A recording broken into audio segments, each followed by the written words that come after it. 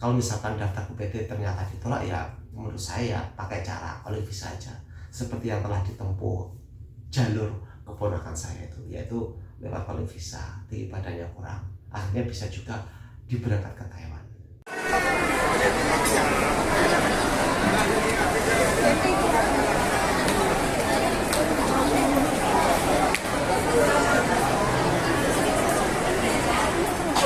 Assalamualaikum warahmatullahi wabarakatuh. Balik lagi di vlog saya, guys. Kabarnya hari ini gimana? Sehat-sehat ya, guys. Alhamdulillah, guys. Setelah perjuangan keponakan saya pengen bekerja ke Taiwan, terbang ke Taiwan. Perjuangannya tuh kayaknya tuh berat, 1 tahun lebih, 1,5 tahun lah. Daftar wirawiri dari PT 1, PT 2, PT 3, enggak ada yang mau menerima. Semua menolak. Apa alasannya? Tinggi badannya kurang, guys. Jadi Taiwan itu gini loh, tinggi badan itu pengaruh besar. Tinggi badan kalau kurang nggak bisa. Berat badan terlalu banyak juga nggak bisa. Berat badan terlalu kurang juga nggak bisa. Kemudian ada penyakit sedikit pun nggak bisa. Kemudian pernah patah tulang juga nggak bisa. Nah kemarin itu aku kan punya ponakan ya, cewek ya, itu udah punya anak 2 lah. Itu pengen ke Taiwan, ke PRT lah. Nah saya tahu kalau ke Taiwan itu kan ada batas minimalnya untuk tinggi badan. Usia juga ada batasnya juga. Nah keponakan saya tuh kalau dari segi usia masih mampu, masih masuk lah kalau dari segi usia. Tapi untuk dari segi tinggi badan, keponakan saya itu jelas ditolak. Kalau ke Hong Kong pun juga nggak bisa. Ke Singapura kayaknya masih dipertimbangkan oleh PT. Apalagi ke Taiwan. Ke Taiwan tuh paling nggak itu minimal 154 kalau nggak salah ya. Nah keponakan saya itu berapa? Cuma 140 cm kalau nggak salah ya. Otomatis jelas ditolak. Tapi pengen ke Taiwan. Nah, akhirnya setelah tanya-tanya dari beberapa PT itu ditolak, nggak bisa. Cobalah saya tanyakan agent saya, kalau bisa lah. Saya tanyakan, saya konsultasi, bisa nggak C? Saya tuh carikan job untuk keponakan saya, tapi tinggi badannya sekian. Nah, agent saya bilang, oh nggak apa-apa, bisa saja loh. Nanti mau nggak C? Majikan yang mau menerima, bisa juga ada majikan yang mau menerima, yang penting harus sabar. Kata agent saya itu gini, ada kok majikan di sini itu yang mau ngambil untuk dari segi tinggi badan yang kurang, itu mungkin tidak merawat orang tua atau tidak merawat orang sakit. Karena kalau orang sakit kan harus orangnya tinggi, badannya agak sehat, gede gitu. Soalnya kan angkat berat ya kan, mengangkat misalkan mau gendong, mau antar ke toilet, mau mandi, itu kan harus orangnya tuh harus tinggi, paling enggak badannya juga kuat gitu. Nah sementara ponakan saya kan tinggi badannya kurang. Nah agent saya itu bilang katanya ada kemungkinan nanti bisa dicarikan untuk majikan yang mungkin untuk jobnya hanya merawat anak atau mungkin hanya membantu memasak, itu bisa. Kata agent saya gitu. Nah setelah saya tanyakan ke agent saya, bisa, akhirnya keponakan saya oke. Nah jarak sekitar 3 bulan itu keponakan saya itu nggak boleh katanya dari pihak keluarganya, nggak boleh. Kemudian setelah beberapa bulan berubah pikiran, minta dibantu untuk proses ke sini. Tapi kebetulan untuk agent saya itu udah pindah. Agent saya udah nggak kerja di agensi tersebut lah. Agensi saya itu udah keluar. Kemudian saya cari-carikan info lah di sini. Siapa tahu ada majikan yang mau cari PRT yang dengan tinggi badannya sekian gitu loh. Dan kak saya kebetulan ada JJ Shelly ya. Itu orang Cina Indo ya, bukan asli di sini tapi udah jadi warga sini kayaknya.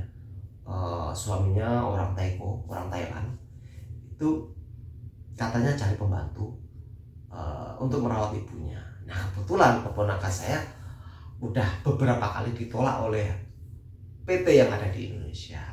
Kemudian saya tanyakan ke Mbak Cece Sally, mau nggak nerima keponakan saya? Keponakan saya juga pengen ke Taiwan. Nah, ya udah nggak apa-apa. Nah, kemudian saya juga mau anti-anti, saya bilang berkali-kali kepada Cece tersebut bahwa tinggi badan ponakan saya sekian. Nanti jangan kaget. Ya nggak apa-apa, yang penting bisa merawat ibu saya, membantu bersih-bersih rumah, katanya gitu. Ya udah, alhamdulillah. Yang penting sudah saya jelaskan tinggi badannya memang sekian. Soalnya PT udah nggak mau. Nah alhamdulillahnya CC-nya tuh mau menerima keponakan saya. Udah, saya mau telepon dulu, video callan, pengen tahu anaknya gitu katanya. Setelah video akhirnya cocok. Nah akhirnya proses sekitar 3 bulan, atau 6 bulan tuh mandek, prosesnya berhenti. Nggak tahu alasannya apa, dokumennya katanya gimana ya, berhenti gitu aja pokoknya di Taiwan. Sementara ponakan saya udah ngurus ke PT, udah wirawiri, surat-surat dokumen udah oke semua, ternyata nggak bisa diproses. Untuk yang di Taiwannya itu kurang paham ya, untuk dokumennya tuh apa, ribet lah semua, kurang paham. Akhirnya setelah 6 bulan akhirnya diurus lagi, saya minta tolong gimana nggak bisa ini ya. Akhirnya selesai, udah akhirnya Cece Sally itu yang calon majikannya itu udah pindah agensi aja, siapa tahu nanti bisa diproses. Setelah pindah agensi, diproses sekitar 5 bulanan itu berhenti lagi, mentok, nggak bisa diproses. Sementara ponakan saya sudah terlanjur di PT, udah belajar bahasa lah, mungkin ya belajar keterampilan lah, itu nggak bisa. Akhirnya saya maju lagi, saya tanya ini gimana ini kok nggak diproses surat-suratnya yang dari Taiwan, seperti itulah istilahnya tuh suhan itu tanda tangan jobnya itu belum masuk ke PT. Nanti kalau belum ada dokumen dari Taiwan yang ditandatangani semacam kontrak kerja lah, kalau nggak salah, itu nggak bisa lanjut proses gitu. Sementara ponakan saya udah terlanjur proses, udah terlanjur ID juga. Kalau sudah terlanjur ID kan nggak mungkin oleh pihak PT nanti dicarikan job lain atau dicarikan majikan lain, karena ID itu mencantumkan nama majikannya. Sementara majikannya sudah dapat, tetapi proses berhenti. Yang pertama 6 bulan dan 5 bulan nggak lanjut. Nah setelah pindah agensi kan udah ditangani jarak 5 bulan, ternyata nggak bisa lagi. Akhirnya keponakan saya itu pindah PT. Yang awalnya itu PT-nya itu kalau nggak salah itu di Bekasi, udah ganti PT aja. Yang kemarin itu dipindah agensi udah dilaksanakan, ternyata masih saja nggak lancar prosesnya. Akhirnya pindah PT. Ya alhamdulillah PT-nya itu malah justru lebih dekat dari rumah. Kalau rumah saya atau rumah ponakan saya itu kan dari Kediri, itu PT-nya itu ada di Malang, jadi nggak jauh. Kalau dari awalnya itu PT-nya itu ada di Tangerang, kalau nggak salah Tangerang atau Bekasi itu ternyata prosesnya berhenti. Ya alhamdulillah nggak jadi, akhirnya proses di Malang. Nah setelah proses di Malang, setelah pindah PT, awalnya tadi juga sempat pindah agensi, masih tetap berhenti juga. Setelah pindah PT yang ada di Malang, udah terlanjur di Malang, nunggu suratnya belum juga dikirim ke PT. Nah akhirnya pihak PT menyuruh kepada ponakan saya itu suruh tanya ke majikan, gimana ini lanjutnya, untuk prosesnya lanjut enggak, kok berhenti di sini, suhannya itu dokumennya yang ada di Thailand kok belum juga dikirim.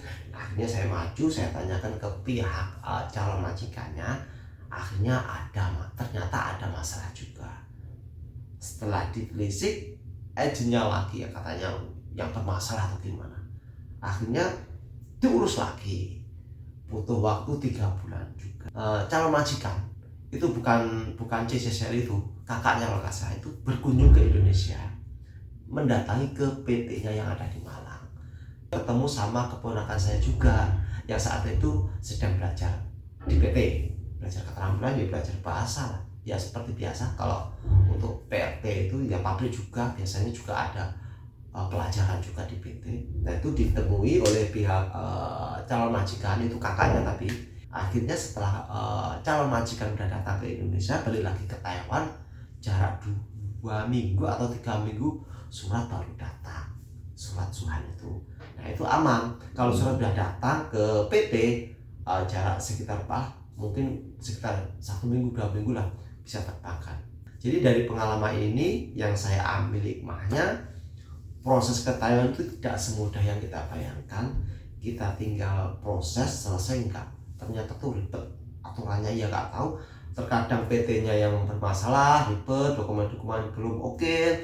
Ada juga kemudian PT-nya udah oke, udah beres, ganti ke agensi yang bermasalah, dokumennya gini, pindah juga agensi, ternyata masih juga ribet, akhirnya pindah sampai agensi ketiga kalinya, baru keponakan saya mau diterbangkan.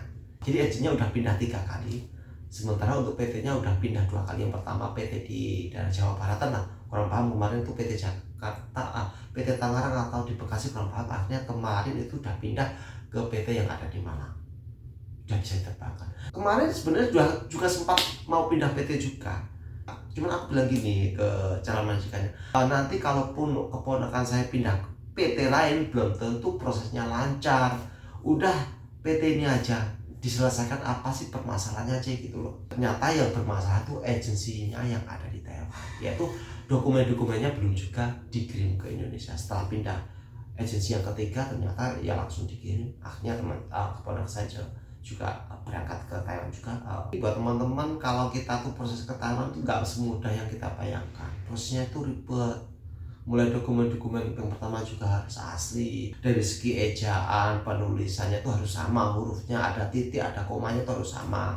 Kemudian medical juga harus fit semua. Tinggi badan, berat badan itu harus memenuhi syarat. Ya, toh meskipun itu tidak ada di pertanyaan, kalau misalkan tinggi badan atau berat badan, kalau soal tinggi badan kurang itu di sini tuh nggak terlalu mempermasalahkan, apalagi untuk majikan.